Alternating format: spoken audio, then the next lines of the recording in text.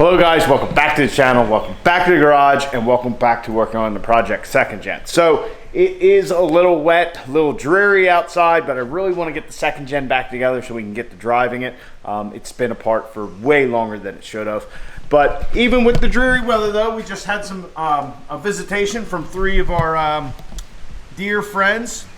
They were up there. I saw them right behind Caitlin. Grabbed the camera real quick, got a little video. But yeah, they're just awful pretty this time of year. And been seeing a couple fawns in the driveway on my way out and to work in the morning. So definitely a lot of deer presence, and we're certainly getting closer to fall. So the topic of conversation for this video is certainly our second gen project. Like I said, that we need to fix. But like I said, it is also wet. So we have a few things to finish up and a few things that I have already completed that needed to be done. So when we were trying to start the truck for the first time after doing our injectors, head studs, all that kind of stuff, we had some issues starting it. So with deleting the passenger side battery, here is the ground cable or the negative cable for that. As you can see, I actually cut some stuff off.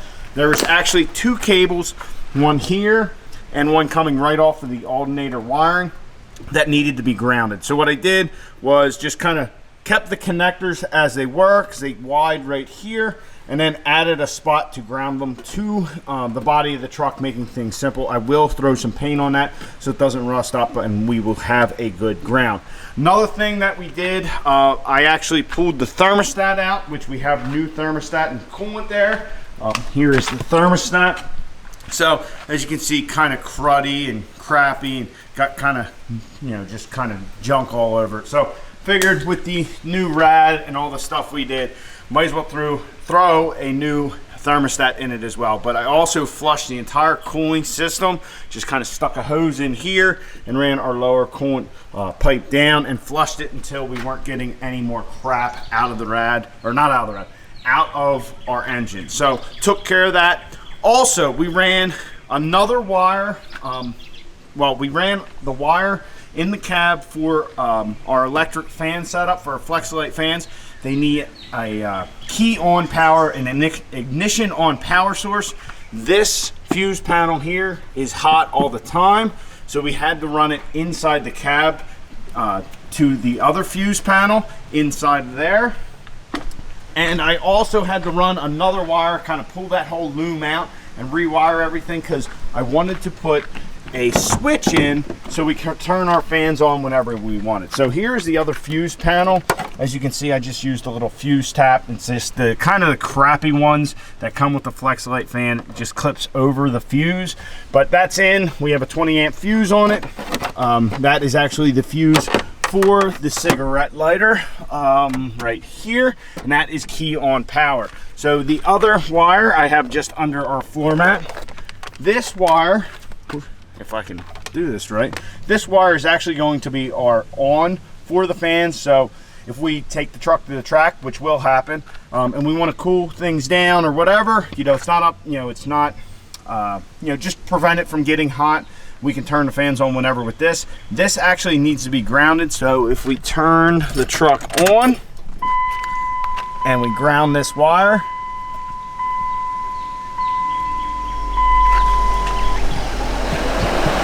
hopefully you guys can hear that, our fans are on and running. So that is all set up. I don't have a switch for it yet, that's why it's under the floor mat, but we will take care of that in the future. Not really a big deal right now. Another wire we do have to run for our Flexolite fans is actually to our AC compressor. You can either run it to a negative or a hot wire. I really didn't look at it too much because I want to make sure that we get our AC working. Yeah, I said AC compressor and I'm pointing to the alternator. So I want to make sure we can get our AC working before I even worry about that, because if the AC is too much of a hassle and we end up deleting it, then that was just wasted time and effort. So basically the plan is tonight to rehook up our cooling system and fill the truck with coolant, get the front bumper on, the hood latch, all that kind of stuff, and maybe take this thing for a rip and see how she drives. One thing that we do not have yet is a catch can setup off of our new tappet cover. So what I'll probably do is run some sort of 8AN line and just kind of zip tie it up and out of the way for now. Thinking I might actually make a custom catch can for this thing and just kind of bolt it to the intake manifold here. I haven't decided fully right yet. So that's kind of the plan. Really not much to do. Our fans should come on when it starts to get hot, but let's get our thermostat in and get our rad in and get man, I'm stumbling all over myself. Get our thermostat in, get our coolant in, get our bumper back on, and take this thing for a quick rip.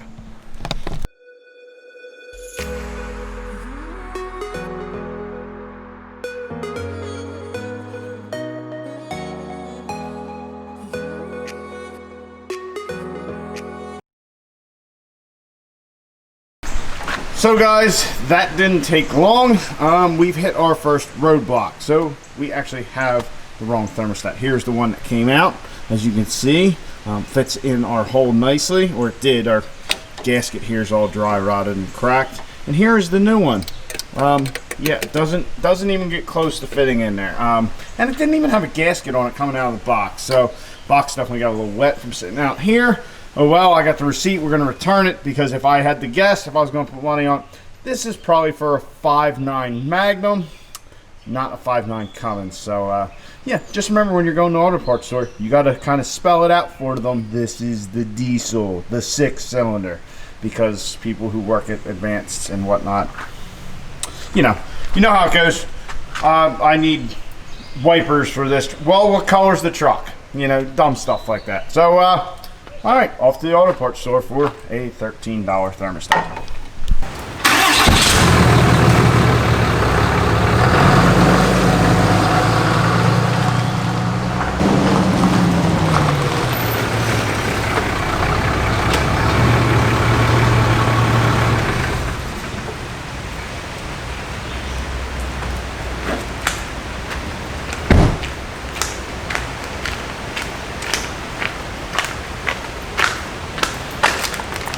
Correct thermostat. That's why it's nice when you take stuff apart, you can actually take the part with you. But when you get it before you take it out, it's not really an option. All right, so let's get to filling this thing with coolant.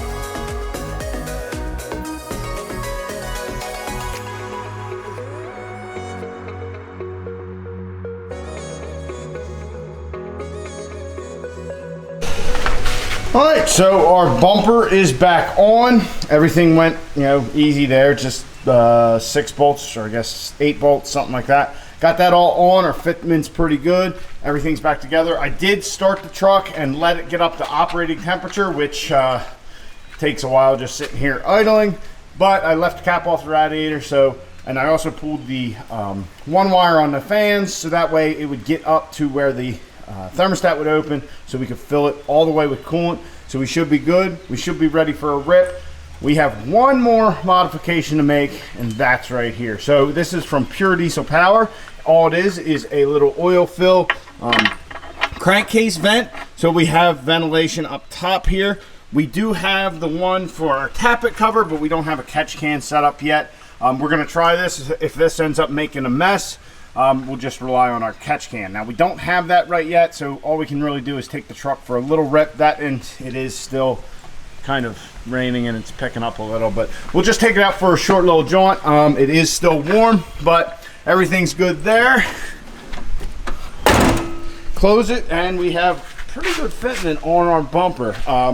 Bumper is obviously not in the best of shape because it's old and plastic, and Yeah, who knows? We'll do something with that eventually, or maybe we won't. I don't know. Really, I don't have an end game for this project. We're just going to kind of build it in stages. So that stage right now is pretty much just injectors. That's really the big mod. We got our air dog on there. We got our fluid amper on there because, you know, our damper was a little wore out. The fuel system to keep the VP44 alive. We want to have, you know, good fuel pressure to that thing at all times. Got our electric fans, which was just kind of like we're there. Our On3 Performance intercooler, because if you guys remember, our intercooler just, I think this thing's been repaired poorly, and new rad. So all that being said, really the big things are the fuel, and we're going to test that out. Really, like I said, it's wet out. We'll see how it goes, but we'll just take a little drive and see how she feels.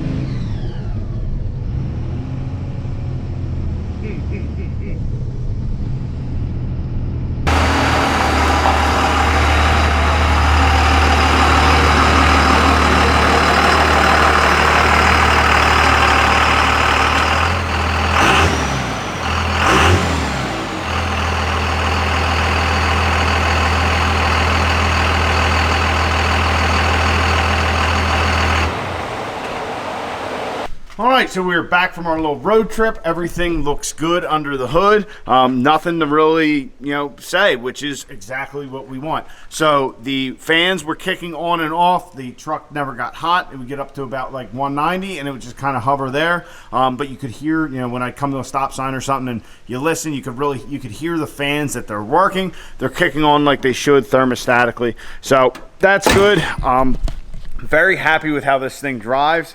Definitely more pep in its step. Now, it's nothing like earth-shattering, but that's not what we're going for. We're just going for, like I said, a little more pep in its step. A little more get up and go, and it definitely has that. A couple times from like a slow roll or stop, I'd lay into it, and I didn't see a big black cloud of smoke or anything, which is great. We don't want to be that guy with the second gen leaving, dust trails all over the place. There's enough of those people around, and we all know how that kind of goes. But anyway, we don't want to make smoke here, trying to represent like the diesel community a little bit better. But the truck just drives great. I'm very happy with how everything is. It is wet out, so it's kind of hard to do everything how do everything how you would normally do it. Like, we can't take our draggy out, that and it was getting dark.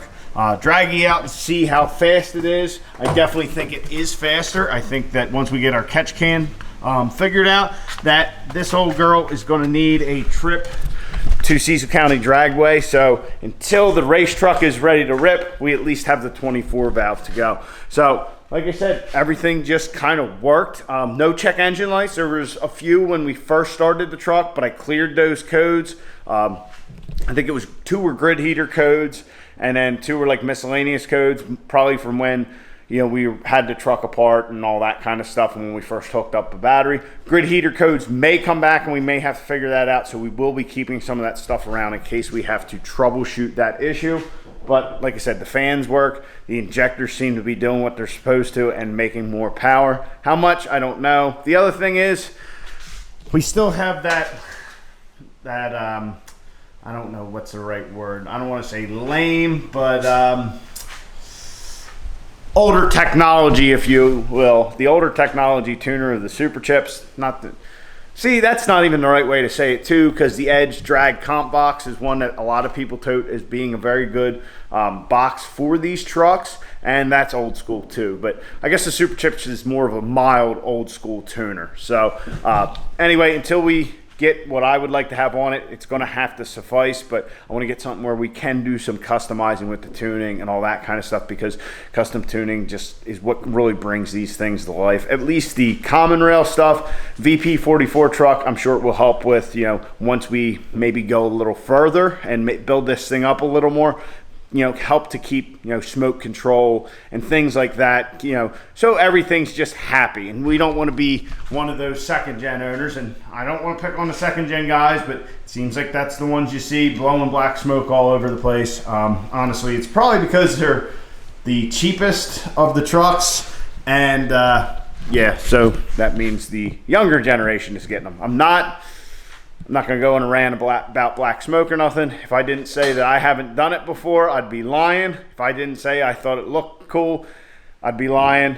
But we don't need to be out on the streets, you know, on a highway, just making it black out or anything like that. The world has certainly changed, and that's very frowned upon. And if we want to keep enjoying the diesel performance industry, kind of as we know it, things have already changed. But if we want to keep enjoying it, we got to kind of respect that and do it where it's necessary, and just kind of be mindful of the people around us. You know, we're in a generation of hybrids and electric cars and stuff like that. People see black smoke, whether that truck gets 25 miles a gallon and throws a little black smoke out every once in a while, doesn't matter. They don't care about the fuel economy. All they care about, hey, look what that thing's doing over there. So I know, a little rant, not trying to get preachy or anything, but it's just a different era. So anyway, guys, the 24 valve I'm very happy with. I can't wait to get this thing out on dry roads and take our draggy or take it down to Cecil County and really have some fun with the truck, see what it can do.